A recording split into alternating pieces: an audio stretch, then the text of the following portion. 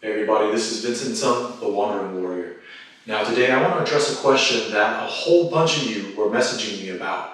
What are the differences between Mongol Bökh, Mongolian wrestling, and Shuai Jiao, Chinese wrestling? They're kind of similar and they're kind of different, right? So let's dive into the differences and the similarities between these two wrestling arts. First up, Mongol Bökh.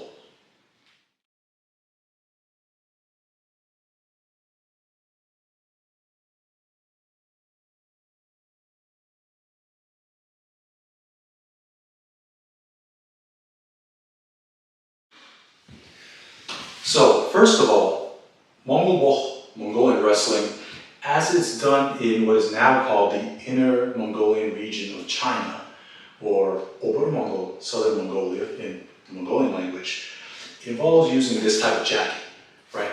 This style of Bökh involves using this short sleeve jodok. The jodok or jodok is the wrestling jacket of this style. It also involves you wearing these boots, oftentimes with this type of strapping on them for grip, right? And so you're in your boots, obviously you're wearing pants, you're wearing this jodok, and you're wrestling.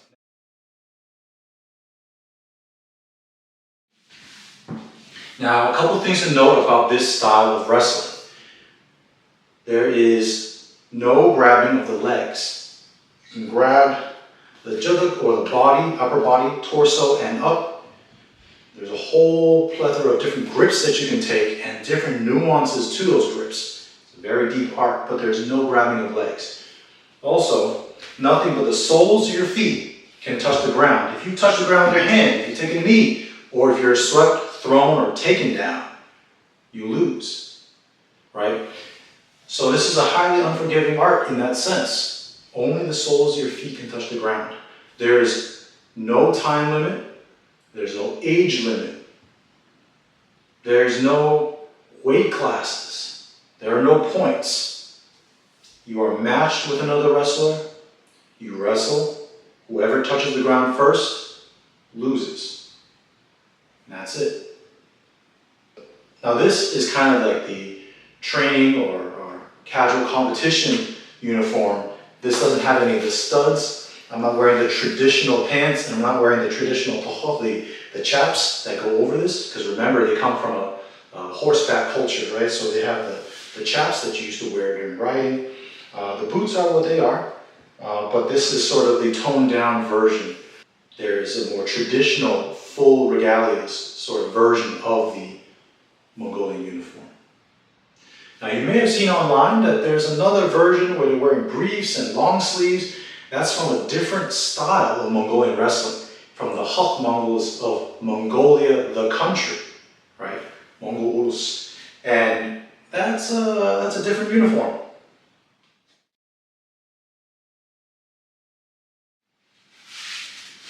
Now, not only is the uniform different in this style, the rules are also slightly different.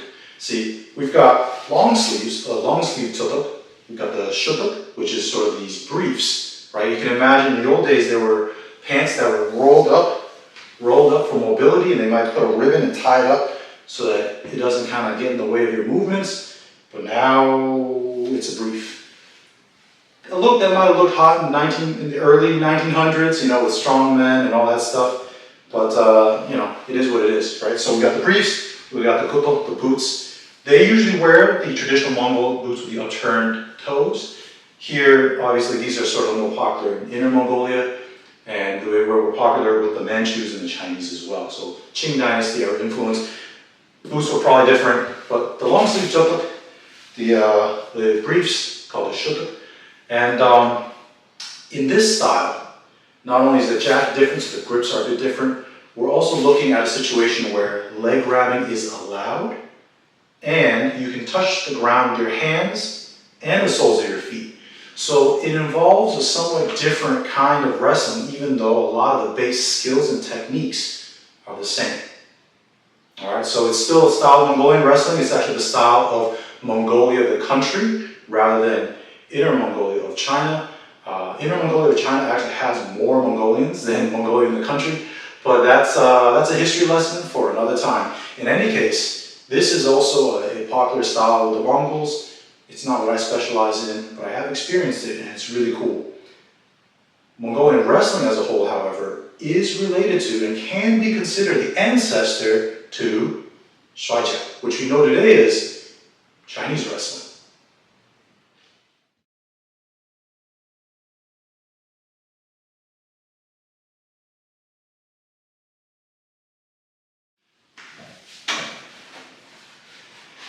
Now, Shuaijiao in the old days was actually not even called Shuaijiao.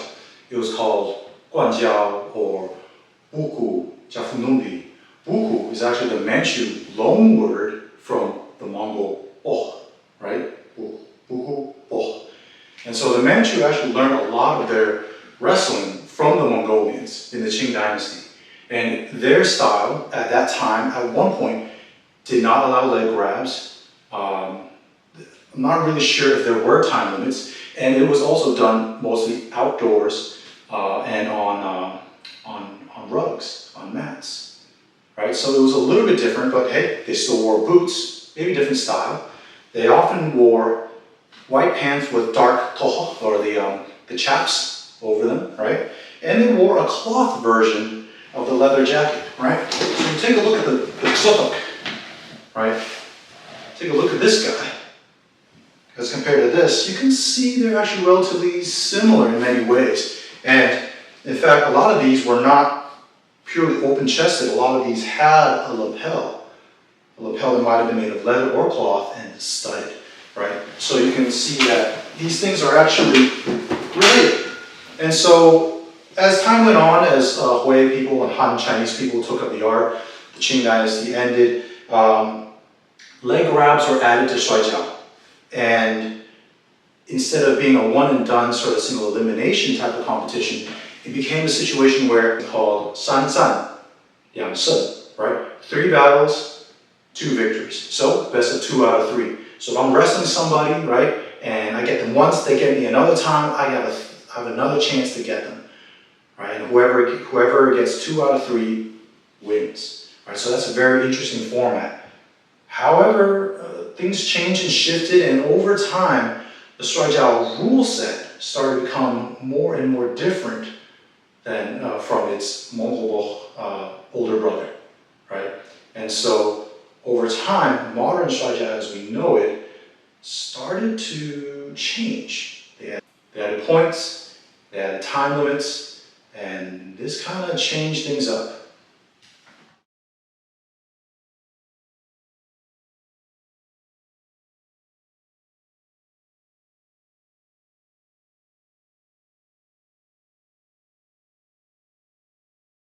So now when we get to the modern era, we're looking at Shuaijiao where they're wearing wrestling shoes as freestyle wrestlers do.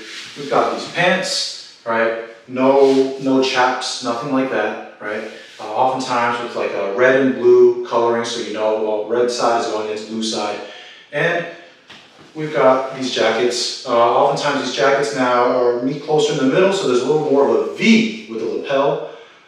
I guess maybe it's a little more similar in that sense to judo in some ways. Still short sleeves, so a lot of the essential dynamic gripping, domination with movement and throws are still very similar, right? That hasn't changed. However, modern day Shuaijiao has a 1, 2, and 3 point system for your throws. If you just get them to touch, or if you throw them and do a sacrifice throw where you land on the ground as well in the process of throwing them, that's 1 point. 2 points is typically when you've got them, on their side. It wasn't the most complete throw in terms of complete domination, but they didn't just touch a knee or touch their hand on the ground. They were thrown to the ground, taken down to the ground, swept to the ground. And 3 for a clean throw, right? Boom, land on the ground, no contest whatsoever on that. There's no ippon system per se, but it used to be that if you got, say, like an 8 point lead, then you won. So let's say I landed 3 big throws on the person, right? We're wrestling, boom, right? 3 times in a row.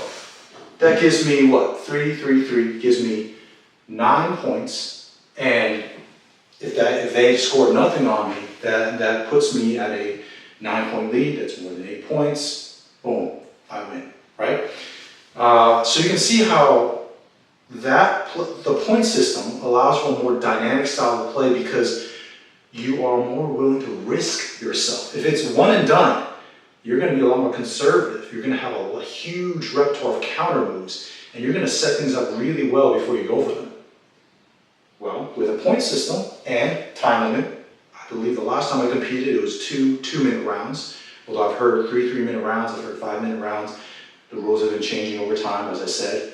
But with a time limit, a sense of urgency, and a point system, which allows for you to try for riskier but higher reward movements, it's a little more dynamic. Plus, you can grab the legs, right? So one of the things that happened between the Qing Dynasty falling and the modern day iteration of Shuaijiao is leg grabbing was introduced. Point system, time limit, weight classes, right? Originally with Mongol Bokh, no weight classes whatsoever. In Shuaijiao, there are weight classes. And on top of all that, we now have ring outs where you can grab a hold of somebody and push them out of the wrestling ring, so to speak, and that gets you points as well. The rules of a particular wrestling arts competition will shape the way that art develops. All right, so that's my summary of the differences between Mongolian wrestling, Mongol Bokh, and Chinese wrestling. 中国式摔跤 or 摔跤, right?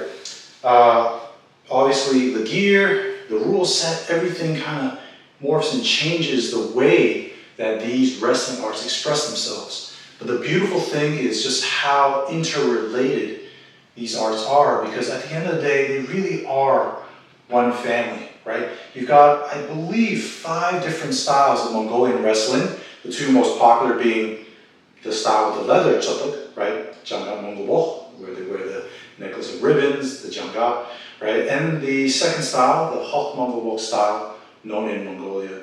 It's their national style of wrestling, right? With the long sleeve chöpök, the briefs, shutuk, and obviously the different style boots, where they're allowed to grab the legs and touch the ground with their hands.